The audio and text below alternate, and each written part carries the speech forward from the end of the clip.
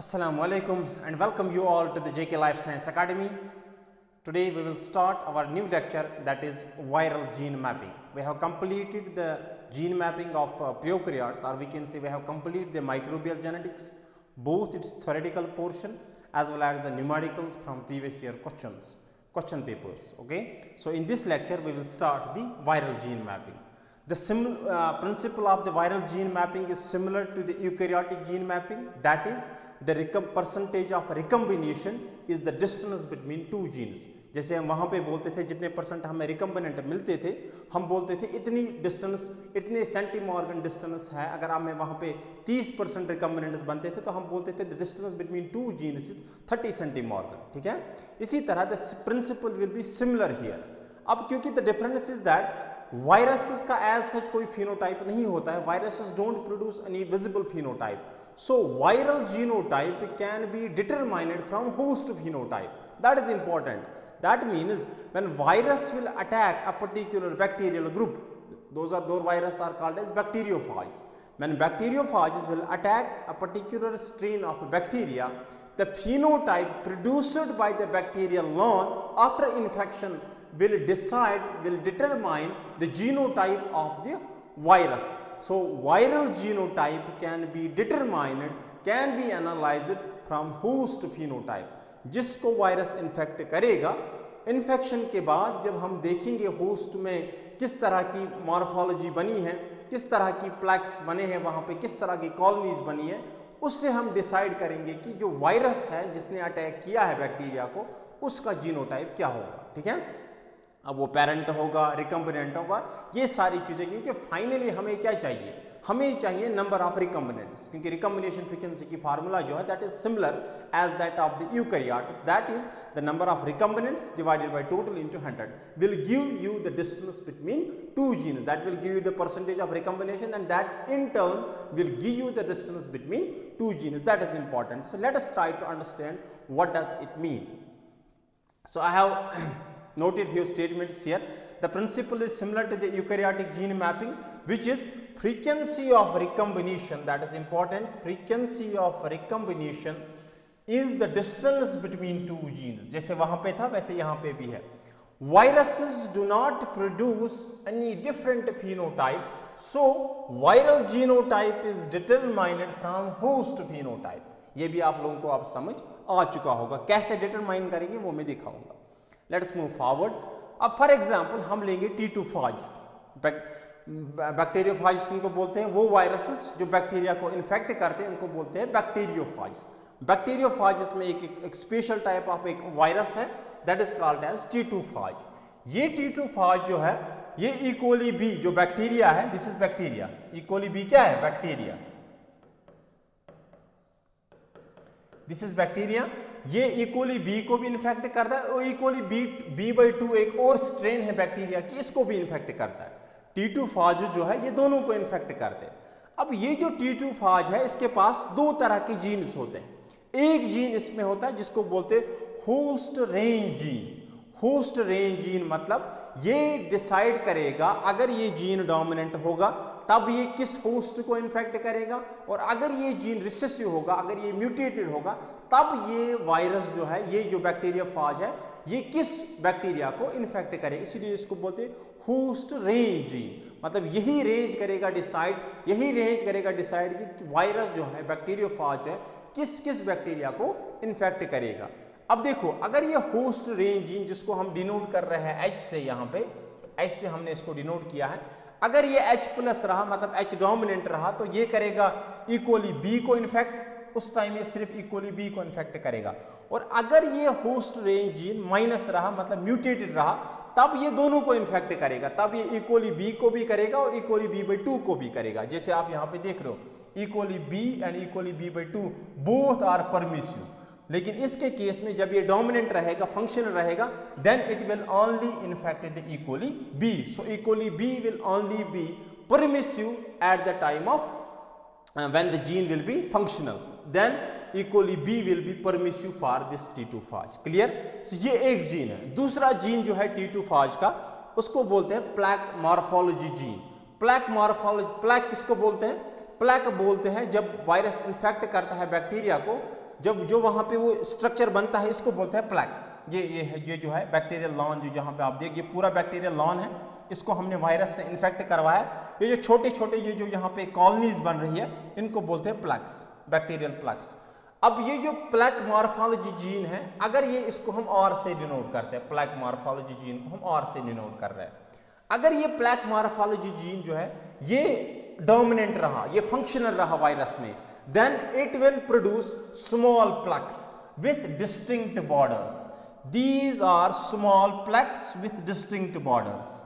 अगर ये जो जीन है ये नॉन फंक्शनल रहा, रिसेसिव रहा, then it will produce large plaques with fuzzy borders. So these are large plaques with fuzzy borders. तो अगर आप बैक्टीरियल लॉन को जब इन्फेक्ट करवाओगे बैक्टीरियोफाज से, अगर पैटर्न ऐसा मिल रहा है, you are getting large plaques with fuzzy borders, ऐसे that there is no distinction, there is no clear borders, so then you can see that the host range, plaque morphology को जो gene है that is in recessive। और अगर आपको infection के बाद आप देख रहे हो, जैसे यहाँ पे आप देख रहे हो बैक्टीरिया, आपने बैक्टीरिया दोनों बैक्टीरिया लिए, आपने बी भी लिया और आपने B/2 भी लिया, और आपने देखा जो बैक्टीरियोफाज आपने लाया वो सिर्फ बी को इन्फेक्ट कर रहा है, B/2 को नहीं कर रहा है, then you can conclude that the host range gene जो है दैट इज डोमिनेंट। वो किस कंडीशन में, और अगर ये दोनों को इन्फेक्ट कर रहा है that means the host range gene is in recessive form, it is in minus form. इसी तरह अगर आपको स्मॉल प्लैक्स बन रहे हैं after infecting the bacteria, if you are getting the small plaques with distinct borders, you can conclude that the plaque morphology gene of the T2 phage is dominant. And if you are getting, after infecting bacteria, if you are getting large plaques with fuzzy borders, you can conclude that the plaque morphology gene of the bacteriophage is in recessive form, is in recessive form. Clear? Each plate जो यहाँ पे आपने यहाँ पे देखा, each plate will represent a single clune, क्योंकि यहाँ से जितने भी ये एक, मैंने यहाँ पे एक प्लेट देखा, इसीलिए यहाँ पे दूसरा प्लेट होगा, तीसरा प्लेट होगा। एक प्लेट पे तो एक ही पैटर्न आपको मिलेगा, क्योंकि एक प्लेट पे हम एक ही बैक्टीरियोफाज से इन्फेक्ट करवा रहे हैं, एक प्लेट पे हम 2-4 बैक्टीरियोफाज से इन्फेक्ट नहीं करवा रहे। तो यहाँ से एक और प्लेट आपको मिलेगा, उसमें फॉर एग्जाम्पल सिर्फ स्मॉल होंगे उसमें स्लिप, और एक यहाँ पे एक और बैक्टीरिया होगा जिसमें सिर्फ फजी बॉर्डर्स होंगे और बड़े बड़े यहाँ पे होंगे, ये B2, ये इक्वली B होगा, ये B/2 होगा। इसी तरह कई सारे प्लेट्स आपके पास बन के आएंगे। प्लेट के मॉर्फोलॉजी को देख के आप डिसाइड करोगे जो जीनोटाइप है बैक्टीरियोफाज का वो क्या है, जो उसके होस्ट रेंज जीन है वो किस फॉर्म में, जो इसका प्लैक मॉर्फोलॉजी जीन है वो किस फॉर्म में। ये आप कैसे डिसाइड करोगे? By looking at the bacterial lawn, by looking at the morphology of the bacteria after infection. Clear? तो कहना क्या है? कहना यह है कि जो एक प्लेट है, एक प्लेट पे आपको एक ही पैटर्न मिलेगा, चाहे तो वहां पे लार्ज फजी बॉर्डर्स होंगे, चाहे तो वहां पे स्मॉल डिस्टिंक्ट बॉर्डर्स होंगे, चाहे तो वो इन्फेक्ट करेगा इक्वली बी को, चाहे तो इन्फेक्ट करेगा B/2 को, ठीक है, या दोनों को इन्फेक्ट करेगा, उस हिसाब से आप डिसाइड करोगे। तो यही स्टेटमेंट मैंने यहाँ पे लिखा है, each plate represents clune of one virus because bacteria are killed by the phage progenies derived from the single plaques। एक सिंगल प्लग से, एक सिंगल क्लून से वो डिराइव हुए हैं, और उस तरह से आपको एक बैक्टीरियल लॉन में जो पैटर्न मिल रहा है वो सिर्फ एक वायरस का है, ठीक है। So this was a simple concept about the viral gene mapping. तो कंसेप्ट यही है कि आप वायरस का जीनोटाइप डिसाइड करोगे by looking at the phenotype of host, that is important, क्योंकि वायरसेस का एज सच कोई फिनोटाइप नहीं होता है। Now let us move forward and take what is important from the viral gene mapping is the fine structural analysis of T4 bacteriophage by S. Benzel. This is very important, ठीक है। अगर मेरे हिसाब से कहा जाए तो मुझे लग रहा है जो नेक्स्ट पेपर होगा शायद उसमें से एक क्वेश्चन यहां से हो सकता है। अब आप देखोगे ऐसा क्या है इस क्वेश्चन में, fine structural analysis of T4 bacteriophage by S benzyl. अब जो डीएनए का मॉडल जो हमारे पास अभी अवेलेबल है that is beads on string. Beads on string मतलब wire beads represents the nucleosome, ठीक है, और जो बीच वाली जो डिस्टेंस है वहां पे हम कहते हैं वहां पे रिकॉम्बिनेशन होती है। बीड्स ऑन स्ट्रिंग अगर मैं थोड़ा आपको समझाऊं, if for example this is DNA, this is DNA here, double stranded DNA है और ये इसका डीएनए किसके साथ कंबाइन होता है, प्रोटीन्स के साथ। और यहाँ पे कौन से प्रोटीन्स होते हैं, हिस्टोन प्रोटीन्स यहाँ पे होते हैं, histone proteins, histone proteins. Histone का ऑक्टामर बनता है, कौन कौन सा आता है, H2A, H2B, H3 and H4 histones. ये 4 तरह के हिस्टोन्स यहाँ पे प्रेजेंट होते हैं और जब ये डीएनए के साथ कंबाइन होते हैं, ये हिस्टोन्स जब यहाँ पे कंबाइन होता है तो ऐसा स्ट्रक्चर बन के आता है आपके पास, ऐसा स्ट्रक्चर बन के आता है। ये होते हैं न्यूक्लियोसोम, ये होते हैं न्यूक्लियोसोम्स, प्रोटीन जिनको बोलते हैं हिस्टोन प्रोटीन्स, और ये है डीएनए इन बिटवीन। तो इसको बोलते हैं बीड्स ऑन स्ट्रिंग, इसको बोलते हैं क्या, बीड्स ऑन स्ट्रिंग मॉडल। ये हम मॉलिक्यूलर बायोलॉजी में इंशाल्लाह इन डिटेल डिस्कस करेंगे, बीड्स ऑन स्ट्रिंग। और बीड्स ऑन स्ट्रिंग मॉडल क्या बोलता है, that the nucleosome represents the beads, और जो म्यूटेशन, जो रिकम्बिनेशन होती है वो इस रीजन में होती है, यहाँ पे रीजन होती है, यहाँ पे रीजन होती है। और ये जो डीएनए थ्रेड है, आपको पता है एक लॉन्ग स्ट्रेच ऑफ डीएनए में कई सारे जीन्स हो सकते हैं। तो लेकिन बीड्स ऑन स्ट्रिंग मॉडल ये बोलता है कि जो रिकम्बिनेशन है दैट इज इंट्राजेनिक, वो 2 जीन्स के बीच होती है इंट्राजेनिक, मतलब एक जीन यहाँ पे होगा, एक जीन वहां पे होगा, उसके बीच में रिकम्बिनेशन हो सकती है। इसको बोलते हैं beads on string, beads on string model. अब बीड्स ऑन स्ट्रिंग मॉडल से हमें मतलब नहीं है, पहली बार बेंजर साहब ने, इसीलिए इसको बोलते हैं फाइन स्ट्रक्चरल एनालिसिस। फाइन क्यों, क्योंकि बेंजर साहब जो थे उन्होंने पहली बार कहा even genes are divisible, genes भी डिवाइड होते हैं और जीन्स के बीच भी रिकम्बिनेशन होता है। इससे पहले ये किसी ने नहीं कहा था। इससे पहले जो भी कंसेप्ट थे वो बोलते थे फॉर एग्जांपल यहाँ पे जीन ए है और यहाँ पे जीन बी है और इन दोनों के बीच रिकम्बिनेशन होगी, ऐसा हो सकता है, इन दोनों के बीच यहाँ पे ये डीएनए है, यहाँ पे रिकम्बिनेशन हो सकती है, क्रॉसिंग ओवर हो सकता है। लेकिन बेंजर साहब ने कहा ऐसा नहीं है, कभी कभी तो जीन्स भी डिवाइड होते हैं और जीन्स के बीच भी रिकम्बिनेशन होती है विद इन जीन्स, ठीक है। और वहां उसके बाद उन्होंने कुछ नई टर्म्स दी, लाइक सिस्ट्रॉन की टर्म दी, म्यूटॉन की टर्म दी, रैकॉन की टर्म दी, वो हम डिस्कस करेंगे। अब देखो, इसलिए इसको बोलते हैं fine structural analysis of the classical model of DNA is beads on string appearance where beads represent the nucleosome and crossing over is intergenic, it is intergenic, 2 genes के बीच क्रॉसिंग ओवर हो रही है। लेकिन नहीं, बेंजर साहब ने कहा नहीं, ऐसा नहीं होता है, ऐसा जो जीन्स है वो भी डिवाइड होते हैं, जीन्स के बीच अगर जीन है और उसके 2 कॉपीज है, 2 अलील्स है, उसके अलील्स के बीच भी वहां पे क्रॉसिंग ओवर होगी। वो कैसे होगी वो मैं आपको समझाऊंगा। Let us see. Genes are divisible was first suggested by the Oliver by studying the Lozenzen gene of the Drosophila, or S. Benzer analyzed the R2 locus. That is important and remember this is a factual question कभी कभी आता है। S. Benzer ने किसकी analysis की थी, R2 locus of T4 phage, T4 phage का R2 locus को उन्होंने एनालाइज किया था और उन्होंने कहा था cistron is the functional unit of DNA, so it is not gene that is the functional unit of DNA. Benzer साहब ने कहा no it is not gene, even क्योंकि फंक्शनल यूनिट क्या है, स्मॉलेस्ट यूनिट, जो उससे जैसे हम बोलते हैं cell, cell is a functional unit of life, मतलब anything less than a cell can not exist, can not have independent existence. Okay, इसी तरह हम बोलते थे पहले gene is a fundamental unit of DNA, मतलब there is nothing less than gene. लेकिन Benzer साहब ने कहा no, there are other things as well like cistrons, ठीक है। तो अगर एक जीन के पास 2 सिस्ट्रॉन्स है, 2 सिस्ट्रॉन्स के बीच क्रॉसओवर हो सकता है, इसीलिए इसको बोलते हैं fine structural analysis of T2 phage, okay, R2 locus of। और इन्होंने टर्म दी थी muton is the mutational unit और recon is the recombinational unit. अब जो ये म्यूटॉन और रैकॉन है, they may be sometime single base pair, एक बेस पेयर भी हो सकती है, 1 म्यूटॉन में भी 1 बेस पेयर, 1 रैकॉन में भी 1 बेस पेयर, ओके। तो एक्चुअल में जो है unit of DNA that is the cistron. R2 locus जो है ये किसका है, T4 phage का, R2 locus of T4 phage, मतलब ये वायरस है, बैक्टीरियोफाज है, ये बैक्टीरिया।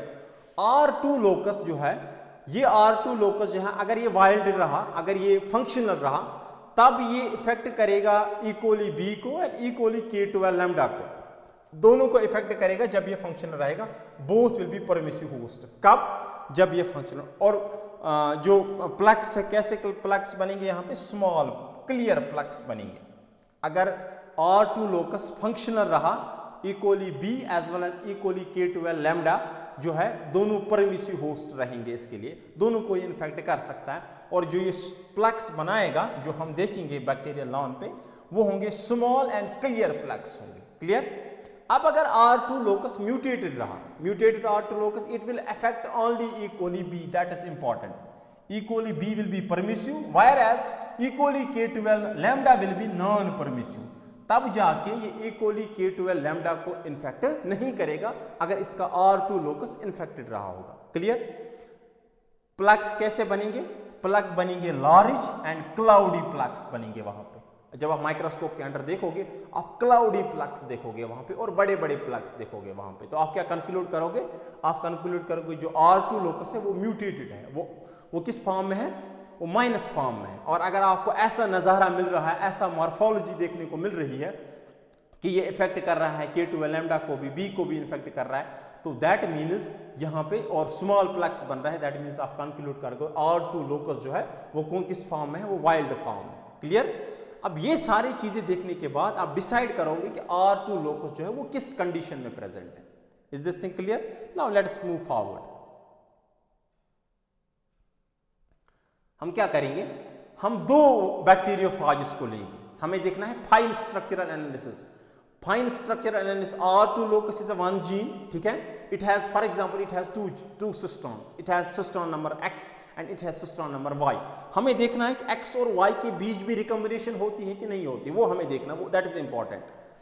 अब हम क्या करेंगे? हम दो म्यूटेटेड R2 locus को ले लेते हैं, दो बैक्टीरियोफाजेस को लेंगे। एक बैक्टीरियोफाज में, for example this is bacteriophage A, इसमें जो है बैक्टीरियोफाज, इसमें टोटल इनके पास दो सिस्टर्न्स है X और Y, ठीक है।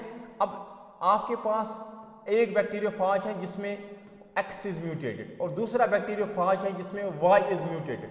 These X and Y are not genes, don't get confused, these are not genes, these are cisterns of same gene, and we have to see whether the recombination is possible intragenic within the gene, not intergenic. Okay, so whether the recombination occur within the genes as well, that we have to analyze.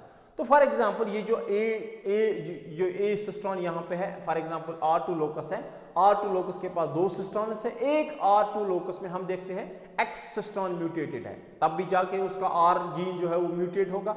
और दूसरे virus bacteriophage को लेंगे जिसमें Y cistern mutated है, तब भी उसका जो R2 लोकस है वो क्या होगा? माइनस। तो यहाँ पे भी R2 होगा माइनस और यहाँ पे भी R2 लोकस होगा माइनस। रीजन बीइंग क्योंकि यहाँ पे भी एक सिस्टर्न अफेक्टेड है, यहाँ पे भी एक सिस्टर्न अफेक्टेड है। अब अगर फॉर एग्जांपल आप क्या कर रहे हो, आप एक काम करो, आप इन्फेक्ट करवाओ इकोली बी को, क्योंकि इकोली बी को ही इन्फेक्ट करेगा जब R2 लोकस क्या होगा? म्यूटेटेड होगा। उस टाइम ये K12 लैम्डा को इन्फेक्ट नहीं करेगा, K12 लैम्डा को तभी इन्फेक्ट करेगा जब ये फंक्शनल होगा। अब अगर फॉर एग्जांपल R2 लोकस जो म्यूटेटेड है और दो अलग अलग बैक्टीरियोफाज को हम ले रहे हैं, एक में देख रहे हो आप X म्यूटेटेड है, R2X minus but Y is plus, Y उसमें फंक्शनल है, और दूसरे में आप ब्लू में देख रहे हो X is plus but Y is minus. In both cases R2 locus is mutated, R2 locus is mutated, that means it will only infect E. coli B, जो हम यहाँ पे देख रहे हैं। हमने किस बैक्टीरिया को लिया है? इकोली B को। क्लियर। इनफैक्ट तो यहाँ पे ये करेगा और कौन से प्लग्स बनाएगा? Large plugs with cloudy appearance. Infection के बाद हम देखेंगे रेप्लिकेशन होगी और रिकम्बिनेशन होगी। फॉर एग्जांपल जब इन्फेक्शन होने के बाद जब बैक्टीरिया वायरस इन्फेक्ट करेगा बैक्टीरिया को, अब इंटीग्रेट होगा, लाइसोजेनी होगी, लाइसिस होगी, वो अलग कंसेप्ट है। अब जब इंटीग्रेट होगा वायरल जीनोम बैक्टीरिया के साथ, यहाँ पे रेप्लिकेशन होगी और हमें पता है रेप्लिकेशन के साथ साथ रिकम्बिनेशन भी होती है, वो भी हमें पता है। हम देखते हैं एक बार जब हम इसको ग्रो करेंगे, रेप्लिकेशन और रिकम्बिनेशन स्टेज को जब क्रॉस करेंगे, यहाँ से 4 तरह के फाज प्रोजेनीज उनको मिले। ये मैं नहीं कह रहा हूँ, ये बेंजर साहब को ये रिजल्ट्स मिले। इन्फेक्शन करने के बैक्टीरिया को इन्फेक्ट करने के बाद उनको यहाँ पे 4 तरह के फाज प्रोजेनीज मिले। उन्होंने देखा एक कैटेगरी यहाँ पे ऐसी है जो लार्ज प्लक्स बना रही है, लार्ज प्लक्स बना रही है और इकोली बी को इन्फेक्ट कर रही है। जब उन्होंने उसको जीनोटाइप एनालाइज किया, उन्होंने देखा उसका R2 लोकस जो है X माइनस था और Y प्लस था। जो आप यहाँ पे देख रहे हो X, अगर यहाँ पे रिकम्बिनेशन नहीं होगी, फॉर एग्जांपल जब रिकम्बिनेशन होगी तो ऊपर सिर्फ 2 स्ट्रैंड पार्टिसिपेट करेगी, ऊपर वाली स्ट्रैंड तो एज सच जाएगी, जिसमें ये जाएगी उसमें होगा X माइनस और Y प्लस, जो आप यहाँ पे देख रहे हो X माइनस और Y प्लस, मतलब R2 म्यूटेटेड इक्वली B को सिर्फ इन्फेक्ट करेगा, जो मैं यहाँ पे दिखाया। अब दूसरी जो स्ट्रेन बनेगी यहाँ पे X माइनस जाएगा Y माइनस के साथ, ये रिकम्बिनेशन है X minus and Y minus, it is not parental, it is deviating from the parent, so it is recombinant type. X minus और Y माइनस आप देख रहे हो, ये भी जो है ये किसको इन्फेक्ट, इसमें भी R2 लोकस म्यूटेटेड है, लेकिन ये रिकम्बिनेंट है, आप देख रहे हो ये रिकम्बिनेशन प्रोडक्ट है, इसमें भी R2 लोकस म्यूटेटेड, मतलब ये सिर्फ इक्वली B को इन्फेक्ट करेगा और लार्ज प्लक्स यहाँ पे बनाएगा, जैसे मैंने यहाँ पे दिया है, it is similar to that of this thing. दूसरा या तीसरा यहाँ पे बनेगा X प्लस Y प्लस के साथ, मतलब R2 लोकस जो है वो फंक्शनल हो जाएगा, यहाँ पे R2 लोकस हो जाएगा functional, R2 locus is plus, R2 locus is minus here, R2 locus is minus here, clear. और चौथा बनेगा यहाँ पे X minus and Y, X plus and Y minus, X plus and minus, मतलब R2 locus is still non functional, it is minus here. तो यहाँ से जो 4 तरह के आपको फाज प्रोजीनीज मिले, उसमें से 2 है पेरेंटल, ये भी पेरेंटल और ये भी, दैट मींस ये भी पेरेंटल और ये भी पेरेंटल बन गए आपके पास, 2 रिकम्बिनेंट आपके पास बन गए। कौन कौन सा रिकम्बिनेंट आप देख रहे हो, X minus Y minus is recombinant as well as X plus and Y plus is recombinant, clear this thing. Now see this will infect equally B as well as equally K12 lambda, पहली बात। दूसरी बात यहाँ पे बनाएगा ये small and clear plucks, यहाँ पे बनाएगा ये वाला रिकम्बिनेंट।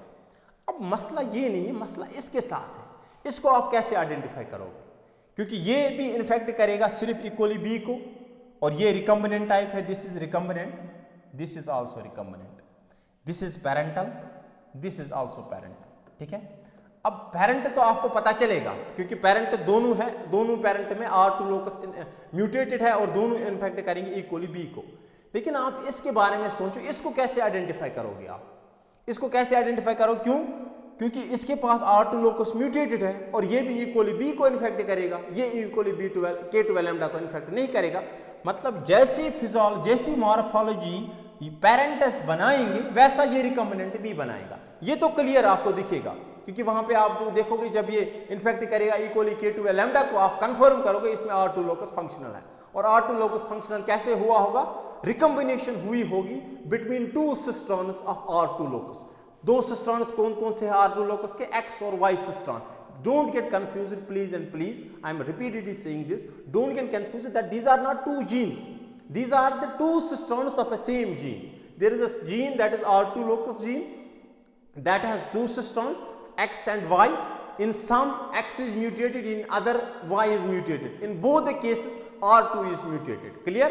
अब जब आप यहाँ पे देख रहे हो ये इन्फेक्ट कर रहा है K12 लैम्डा को, you can confirm that it is X plus and Y plus, इसमें दोनों सिस्टर्न्स फंक्शनल है, तब जाके ये फंक्शनल हो सकता है।